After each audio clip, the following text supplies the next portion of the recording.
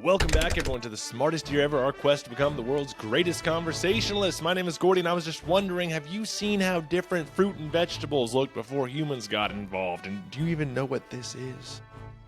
Give me 5 minutes. I bet you can work this into a conversation today. Like and subscribe if you haven't so you can keep up. I do this every single day. Before modern GMOs, humans were already genetically modifying food just slowly. Every apple, banana, and cob of corn in your kitchen is the result of thousands of years of selective breeding. Early farmers didn't have labs or microscopes, just patience and a sharp eye for the one that looks and tastes better. Now let's start with this, all right? Any guess what this one is? Well, that was corn. Its ancestor, teosinte, was a scraggly grass with hard pebble-like kernels, more gravelly really than grainy. Over 9,000 years, farmers in Central America selectively replanted stalks with larger, softer seeds. Modern sweet corn is now about 1,000 times bigger, 6 times sweeter, and far easier to chew than the plant that once resembled a jagged pea pod. And then there's the peach. The first peaches domesticated around 4000 BC in China were the size of cherries and tasted earthy, almost salty. I saw it described as tasting like a lentil. And after centuries of human tinkering, they're many times larger, much juicier, and much sweeter. And then, again, an example of evolution shaped by human appetite. And then we got this, you know what that is, but that watermelon looks a bit unappetizing to me. A 17th century Italian still life painting shows one sliced open like a marble pattern of pale swirls and white flesh, like me.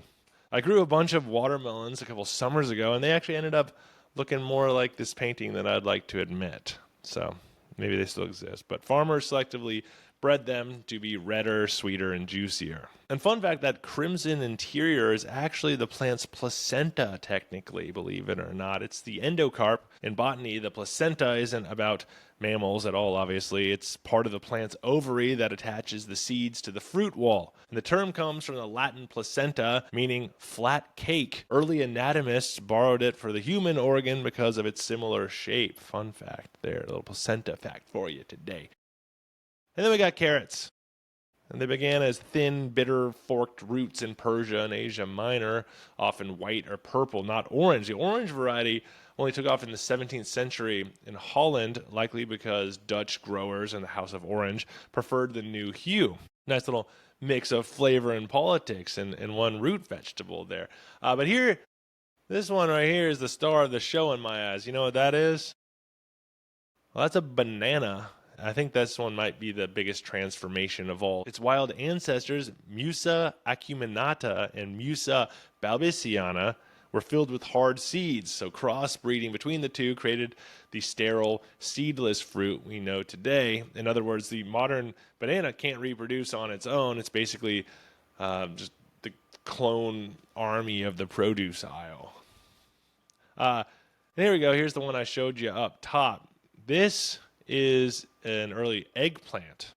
Eggplants, or aubergines, were once small, thorny, and they came in every color but purple, seemingly white, green, striped yellow. And they were cultivated first in Asia, and early varieties literally had spines on their stems. Centuries of breeding removed the thorns and standardized the glossy purple form that we know today. So why did humans change them at all? Well, 3 reasons mainly: taste, yield, and survival. Sweeter fruit meant better nutrition and more calories. Bigger fruit meant more food per plant, and hardier crops meant fewer famines. And the result is what you see in the supermarket produce section, like basically evolution on fast forward, powered by agriculture. So there you have it. Every fruit we eat is technically a human invention, sculpted by centuries of craving, color preference, and clever farming. Long before genetic engineering, we were already rewriting nature. Go check out my sources, which can be found in the YouTube description. Let me know in the comments which one of these you would most want to try. What original version? I think it'd be kind of fun to see all of them.